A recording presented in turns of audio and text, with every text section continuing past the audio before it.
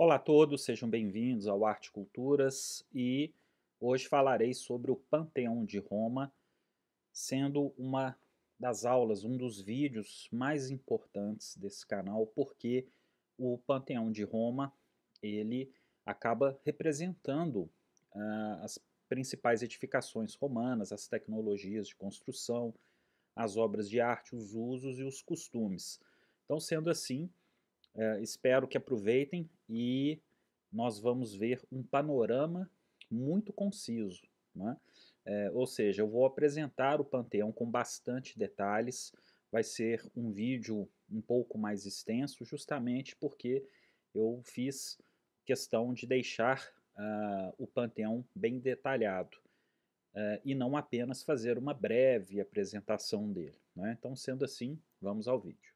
Bom, e antes do vídeo, gostaria de lembrar que o meu livro Roma Antiga para Artistas, Arquitetos e Viajantes está disponível na Amazon para compra, como e-book, como Kindle, né, a versão digital, e também a versão impressa do livro está disponível através desse QR Code, que irá direcionar para um ambiente, não, um Linktree, que contém diversos links, inclusive os dos livros, né? Tanto a versão impressa quanto a versão digital. E também tem o outro livro, meu outro livro publicado sobre cor, os fundamentos artísticos e estéticos nas artes plásticas, também fundamental para aqueles que desejam conhecer mais as cores do ponto de vista da história da arte, da filosofia da arte, da estética. Enfim, então vamos ao vídeo.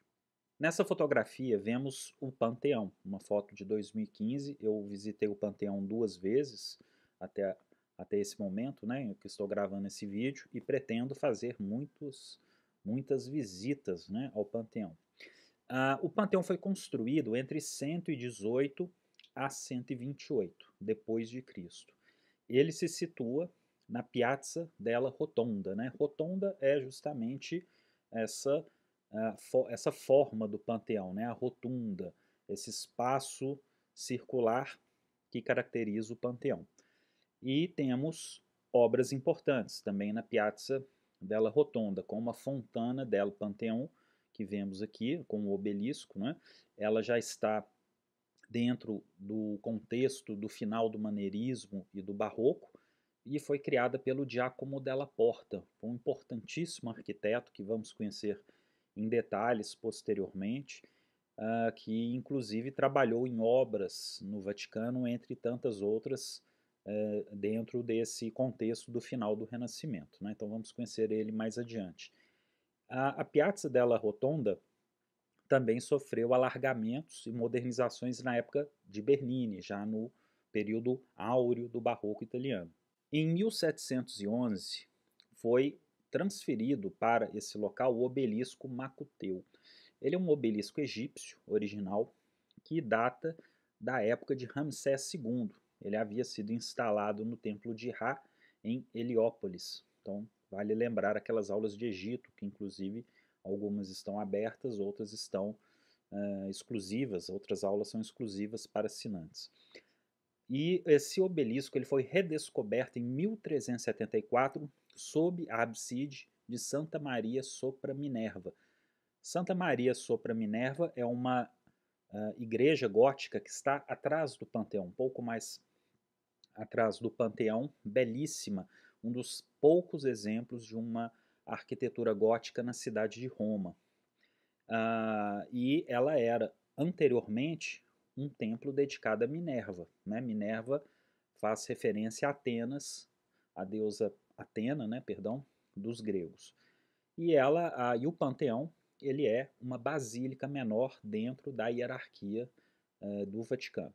Sendo assim, construído entre 118 a 128, no governo do imperador Adriano, né, que foi de 117 a 138, acredita-se que o próprio imperador tenha projetado o Panteão. O imperador Adriano fazia projetos arquitetônicos, ele tinha, segundo aí as narrativas, né, segundo aí as descrições históricas, o Adriano chegou, né, a projetar, a desenhar estruturas, edifícios, inclusive não só em Roma, mas também na Vila Adriana, né? E a outra hipótese de quem teria sido o arquiteto é o Apolodoro de Damasco. E o Apolodoro de Damasco é conhecido por grandes obras na época do imperador Trajano, especialmente no Fórum de Trajano, na Basílica Úpia, nas adjacências, assim como todas aquelas áreas ali dos mercados de Trajano. Mas o Apolodoro de Damasco, ele caiu em desgraça, né? Isso levou também à morte dele, porque ele fez críticas a justamente esses desenhos do imperador Adriano, né? Então, o imperador não satisfeito, né, conduziu o Apolodoro de Damasco à desgraça, né, à ruína.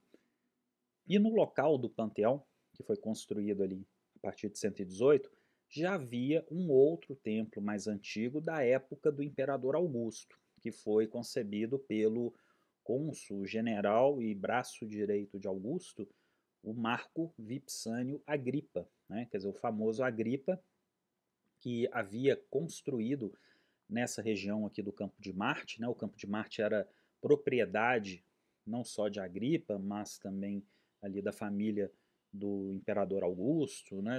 Da dinastia Júlio-Claudiana.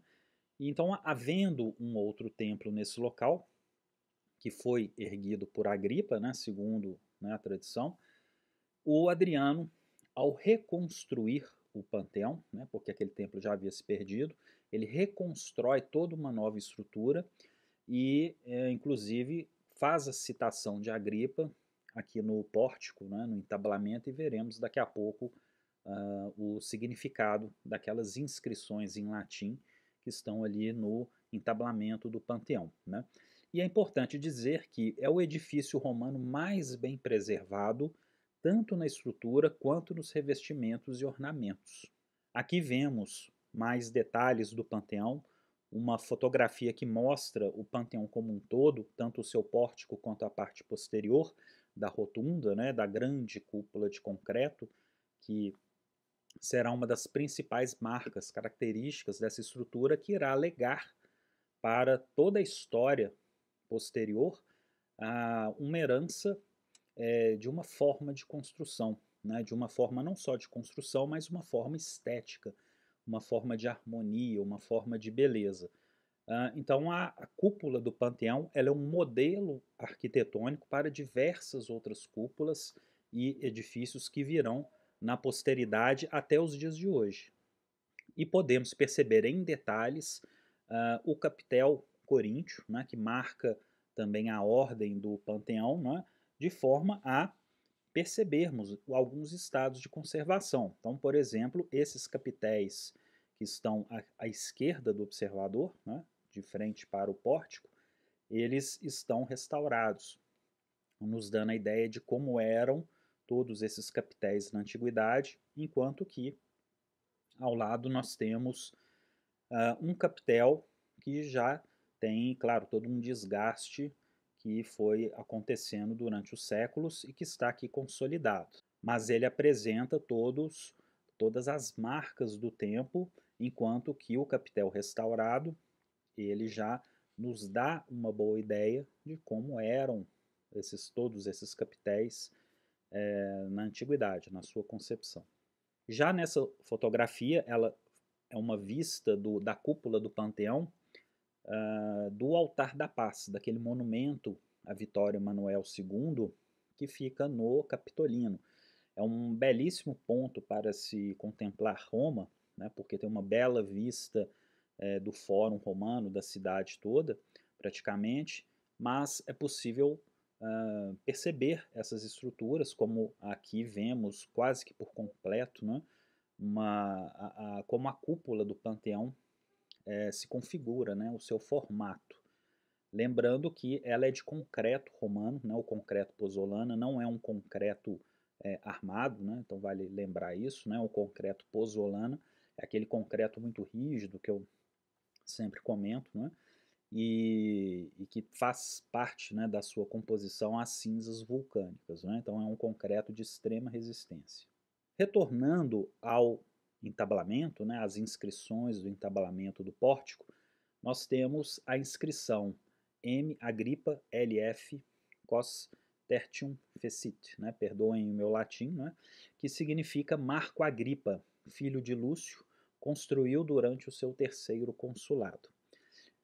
Em 609, foi usado como basílica católica pelo Papa Bonifácio, sob o nome de Santa Maria e Mártires. Então, em 609, o Panteão é convertido oficialmente, ele é dedicado a Santa Maria e Mártires.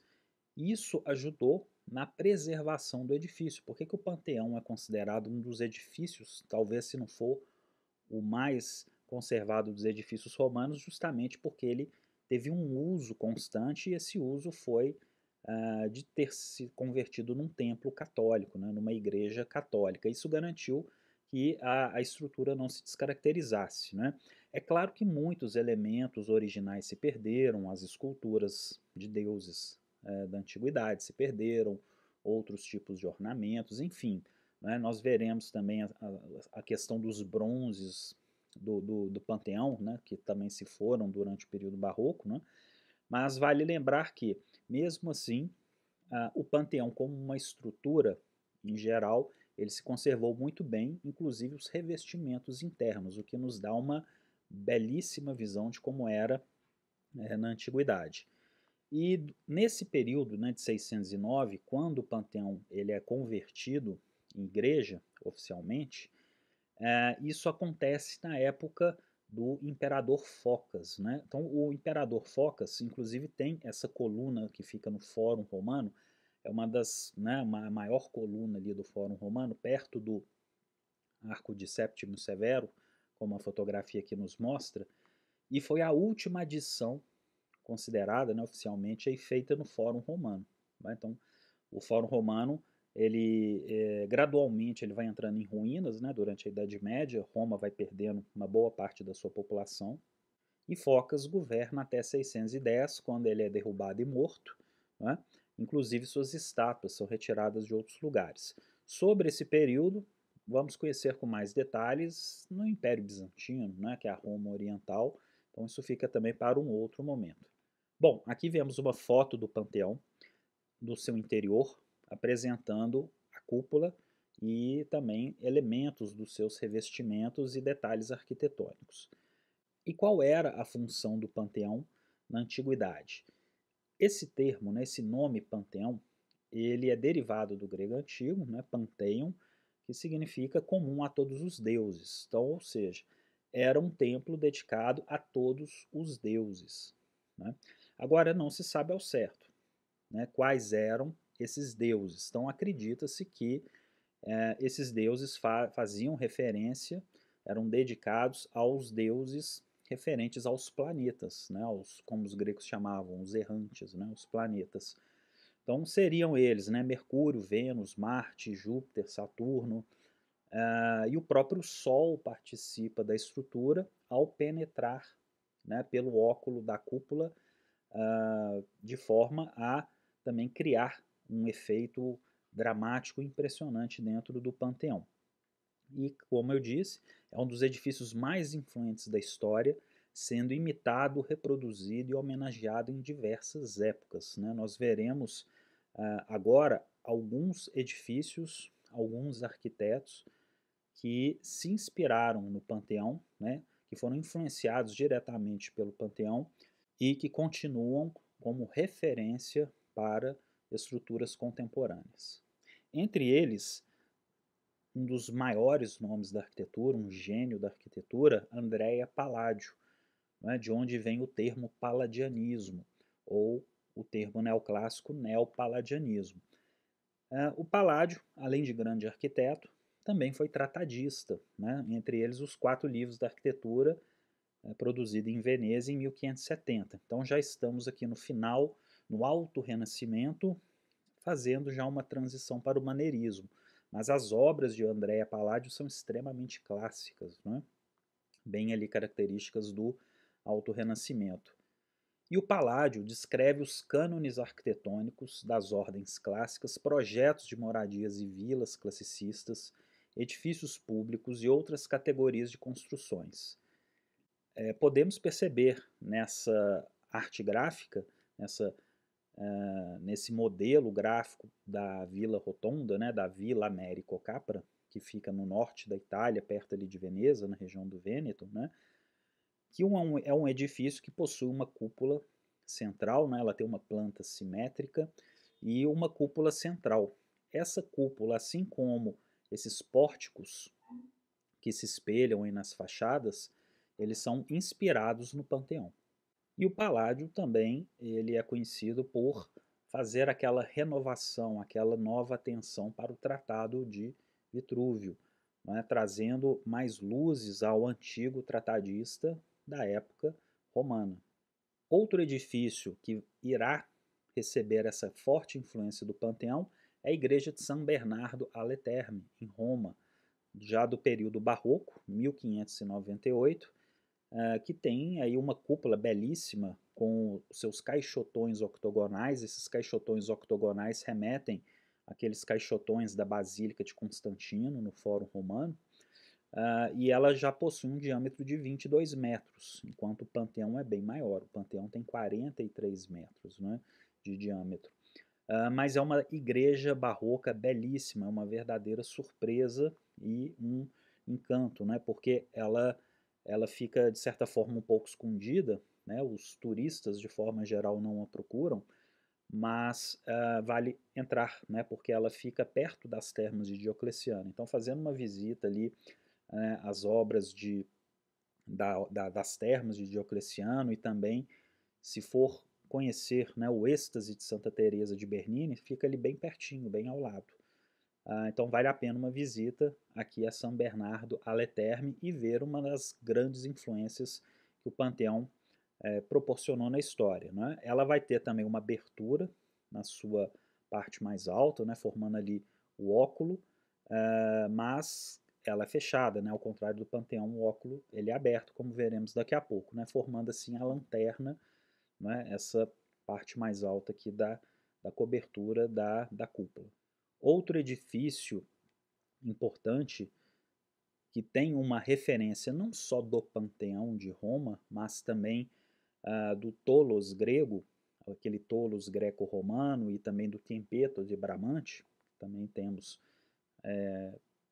vídeos sobre o Tempeto, né, do Tolos e do Tempeto de Bramante. É a Santa Geneviève, né, o Panteão de Paris.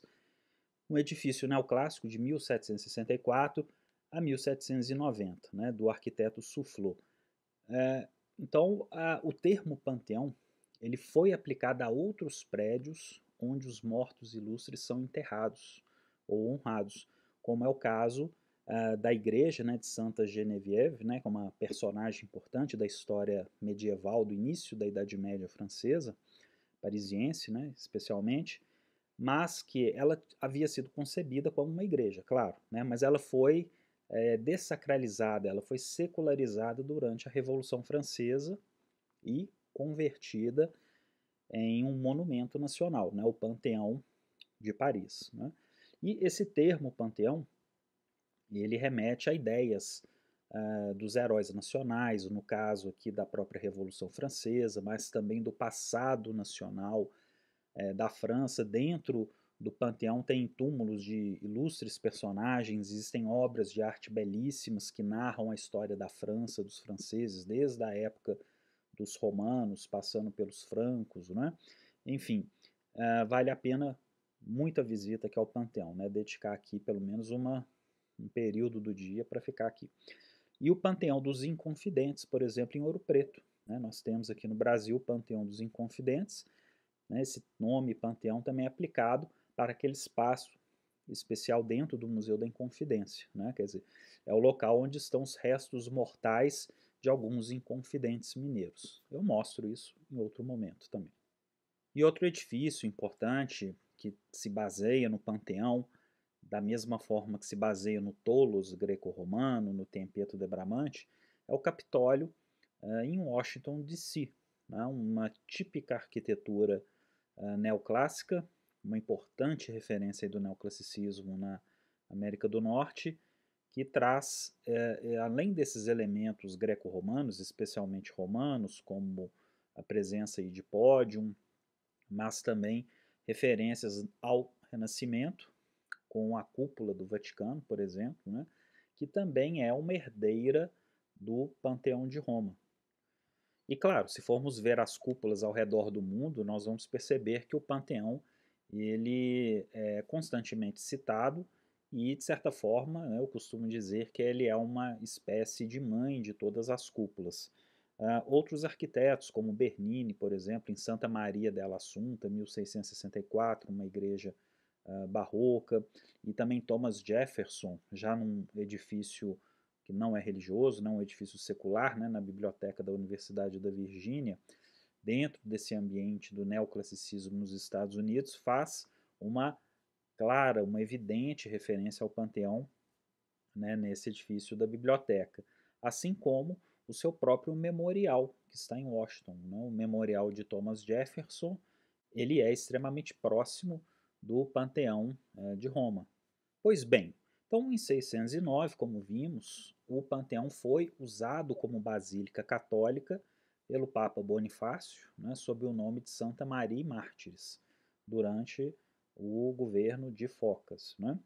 E muitos elementos originais se perderam, como as antigas esculturas e elementos de bronze do pórtico. Esses elementos de bronze serão perdidos especialmente no período barroco. Né? E os interiores, né? Nós temos o uso do concreto revestido, um concreto decorado, então podemos perceber que na parte de cima da fotografia já vemos os caixotões da cúpula, e abaixo, aqui na segunda metade, já podemos ver, né, na metade inferior, já podemos ver os revestimentos em pedras, né, que são mármores coloridos, outros tipos de pedra, que substituem os afrescos tradicionais. Os romanos possuem aqueles 4 estilos de pintura, né, o primeiro, segundo, terceiro, quarto, que fazem referência a arquiteturas imaginárias, perspectivas, imitam pedras, né, fazem ali um trompe-l'œil, né, ou seja, imitam, enganam o olho, né, imitando outros materiais através da pintura, e isso será substituído por um outro padrão ornamental, decorativo, que serão esses trabalhos em pedras, esses revestimentos em pedras nobres, como vemos aqui no Panteão. E elas estão extremamente bem preservadas aqui. Aqui é um detalhe da abside do Panteão. Claro que é uma abside que foi transformada, né? Ela foi refeita ali nos seus ornamentos, nos seus revestimentos, para né, de um templo pagão para um templo cristão católico. Né? Então temos a referência às cruzes ali da semicúpula da abside. E o Panteão acolhe no seu interior a forma de uma esfera perfeita de aproximadamente 43 metros de diâmetro, né, do piso ao óculo, como podemos perceber aqui nesse corte. Né? Então, e aqui na fotografia temos uma clara ideia do óculo que está aberto. E no Panteão, a luz do sol penetra no interior, assim como as águas da chuva também caem na parte central do piso. É importante lembrar que esse concreto, segundo, né, as referências, ele não era nessa cor, ele não ele não tinha esse aspecto que vemos hoje. É mais provável que o Panteão fosse pintado de azul, e dentro desses caixotões, né, esses alvéolos, haveriam alguns ornamentos dourados, fazendo referências ou a florões, a rosetas, ou estrelas, né, provavelmente, douradas. Né? E dessa forma, a cúpula em calota do Panteão, ela é o símbolo máximo da sua engenhosidade. É por isso que o prédio é famoso, especialmente. Né? O concreto romano, o concreto pozzolana moldado em caixotões, que são justamente esses quadrados, né, que vemos em profundidade, né, também conhecidos como alvéolos dentro da engenharia, e foi construído sobre um cimbramento provisório. Né? Então, cimbramentos são aquelas estruturas que vão moldando o concreto, né, estruturas em madeira, que assim que o concreto seca, está rígido, esse cimbramento é retirado. Ele possui o óculo, justamente aqui no detalhe da fotografia, que pode ser considerado um tipo de implúvio, né, como vimos nas Domus Itálica. e a principal fonte de luz natural, né? Ele permite que a chuva também entre no edifício. E uma estrutura que é importante é o anel de compressão, né? Que ele concentra parte do peso da cúpula no óculo, né? Quer dizer, existe um anel ali formando esse óculo, redistribuindo o peso para as estruturas inferiores, que incluem 8 abóbadas e 8 pilares. Então, esse anel de compressão, ele funciona como um arco, né? O arco que distribui o peso para as laterais, né? Fazendo com que a cúpula ganhe mais resistência. Então, é bem interessante essa tecnologia, né? Essa percepção que os romanos tinham de estruturar suas grandes obras.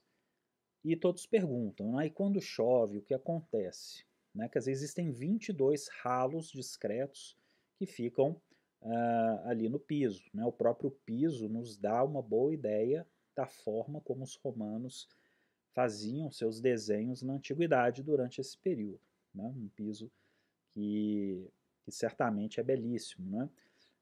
Inclusive de tantos turistas perguntarem para os seguranças, né, para os monitores, né, e quando chove, né, como é que fica o panteão, já que a água entra pelo óculo.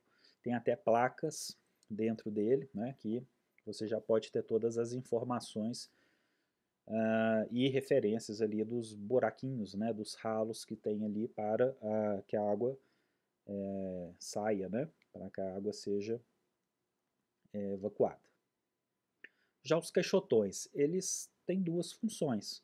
A primeira é estética, ela deixa o edifício mais bonito, ela dá esse efeito, lembrando que ela poderia, provavelmente ela foi azul, e no interior de cada caixotão, de cada alvéolo daquele, poderia ter uma roseta, né, dourada, né, fazendo referência às estrelas do céu, né, a própria abóbada celeste, mas também cada alvéolo desse, cada caixotão desse retira peso da estrutura, né, permitindo que a cúpula se estabilize melhor, né, porque ela cria um sistema de nervura, né, muito semelhante, claro, fazendo uma analogia aqui com essas lajes nervuradas dos dias de hoje, mas não é a mesma tecnologia, claro, né, fazendo com que menos concreto seja agregado à estrutura, diminuindo o peso, mas mantendo a resistência dos materiais. Né? Então a estrutura vai ficar mais leve. Ela fica mais leve e fica mais bonita,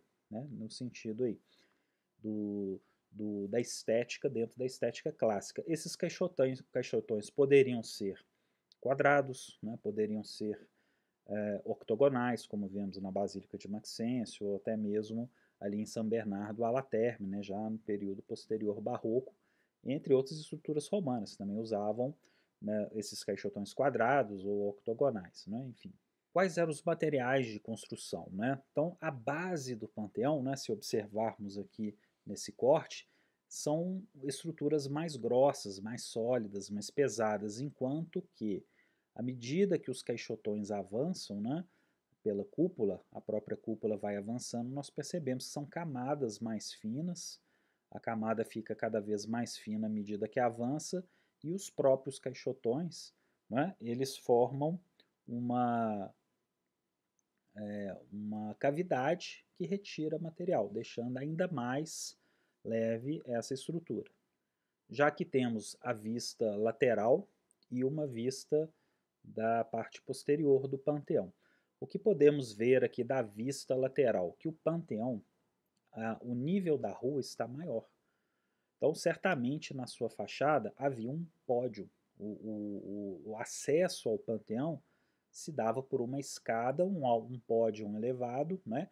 E esse acesso elevado se perdeu, porque a rua, o nível da rua, como vemos aqui, ele subiu, né, durante os séculos, durante o tempo, né?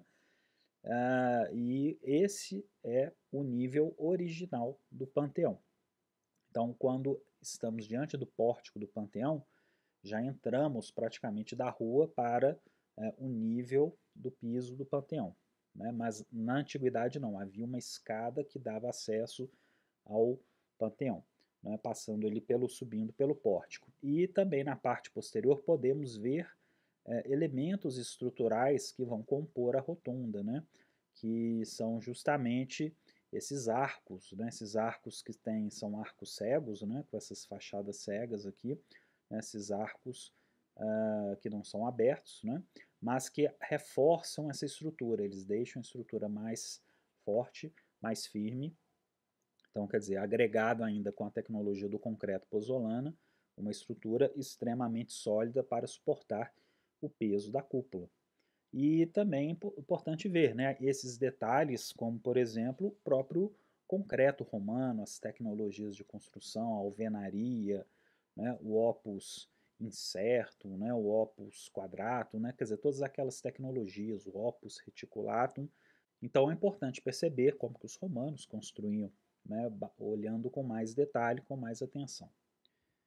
Aqui é a parte posterior também, né, e a parte lateral, onde podemos ver mais elementos estruturais, o tipo de tijolos empregados, o concreto, o opus laterício, por exemplo, né, e aqui os revestimentos em mármore, né, muitos também já desgastados pela ação do tempo, mas temos uma ideia de como era, né, na antiguidade. Com um detalhe especial aqui na fotografia mais abaixo, dos pilares e colunas coríntias e o seu entablamento. Outro ponto curioso do Panteão é o pórtico frontal. Né? Ele tem esse detalhe sobre as águas do frontão, como eu aponto ali, porque ele forma um segundo frontão logo acima, né? Aproximadamente ali 3 metros acima das águas do pórtico. Então acredita-se que o projeto original for adaptado e modificado devido às dificuldades logísticas.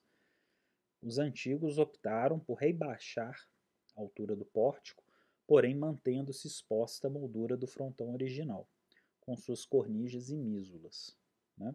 Então vemos ali que cada elemento desse, cada pequeno elemento desse, são as mísulas. Né? Então a forma do frontão original, provavelmente ela permaneceu, né? Houve um novo redirecionamento do cálculo, fez com que esse pórtico ficasse menor. O motivo não se sabe. Poderia ser de ordem de proporção, de harmonia, ou então a logística das colunas, né, como veremos aqui agora, essas colunas vieram do Egito, elas são colunas monolíticas. Então é outro ponto importante aqui do pórtico do Panteão. Essas colunas não são feitas de tambores, como o Parthenon em Atenas, por exemplo, mas apenas de um único bloco de granito, e esse granito veio do Egito. Então, pode ser uma das causas de ter tido um novo cálculo nas estruturas do Panteão. E como referência bibliográfica, eu trago aqui a Mary Baird, do famoso livro SPQR. Mesmo no caso do Panteão, fica claro que nem tudo seguiu conforme planejado. Alguns aspectos um pouco estranhos do desenho do edifício concluído indicam a possibilidade de os arquitetos de Adriano terem contado com 12 colunas de 15 metros. Mas na última hora descobriram que tudo que as pedreiras conseguiram fornecer foram 12 colunas de 12 metros. Então, um projeto original provável de 15 metros de colunas que foi alterado para receber colunas de 12 metros. As pedras transportadas do Mons Claudianus, no Egito, são um exemplo incomum do movimento de bens pelo mundo romano. Esse movimento ficou em grande parte nas mãos da administração imperial, sustentada por soldados. E é difícil não suspeitar que a intenção, em parte, foi ostentar a capacidade romana de levar a cabo o virtualmente impossível, uma reductio ad absurdum do poder romano. Então a Mary Baird ela deixa aqui bem claro que os romanos também tinham uma necessidade de mostrar poder, né? Mostrar a potência do império, transportando grandes blocos de pedra, né? Do Egito até a Itália, como eles fizeram com os obeliscos. Isso era uma forma de ostentação também de poder. Né? O local do Mons Claudianus, onde o famoso granito cinza das colunas do Panteão foi escavado, a quase 50 quilômetros de distância pelo deserto, havia outra pedreira, Mons Porphyrites, fonte de Pórfiro. eram literalmente operações militares servindo às necessidades de construção do Estado romano. Então, é um dos livros que eu recomendo como uma obra de introdução ao Império Romano, assim como um outro livro muito importante do Greg Wolfe, né, que também trata aí de um grande panorama geral dos antigos romanos. Aqui é um detalhe de dentro do pórtico, né, já estamos abaixo do pórtico, né, da cobertura, com detalhes aqui da base, né, da coluna, né, do plinto da base, e também das vigas, né, que sustentam a parte interna do pórtico, né, com também suas colunas coríntias. E sobre o Panteão, sobre o pórtico do Panteão, temos um assunto controverso, né, que foi a retirada dos bronzes que haviam nas estruturas e que ornamentavam esse pórtico. Né, quer dizer, o pórtico do Panteão sofreu uma grave perda das suas juntas de bronze originais no século XVII, a mando do Papa Urbano VIII, né, o Papa Barberini. O Papa Barberini ele decidiu derreter esses bronzes que haviam aqui no Panteão para produzir canhões para o castelo de Santo Ângelo e para fundir as colunas salomônicas do baldaquino de São Pedro, feitas lá pelo Bernini. Né? Isso causou uma indignação do povo de Roma.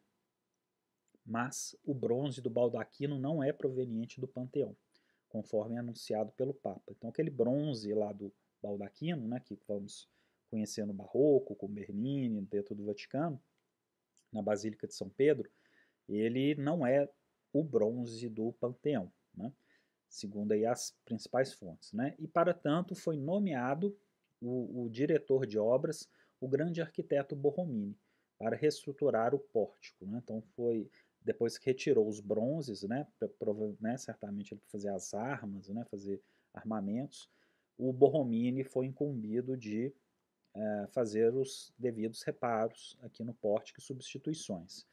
O Borromini, claro, vamos ver também no Barroco, vai ser um outro grande nome da arquitetura junto com Bernini, inclusive rivais durante um período, né? E é um dos nomes também de referência, também passou, né, suas mãos também passaram aqui pelo Panteão. E aqui a base de uma das colunas, né, com um detalhe ali para o plinto, né, o plinto é justamente essa parte inferior aqui da coluna, né, da base da coluna, que é uma característica da ordem coríntia.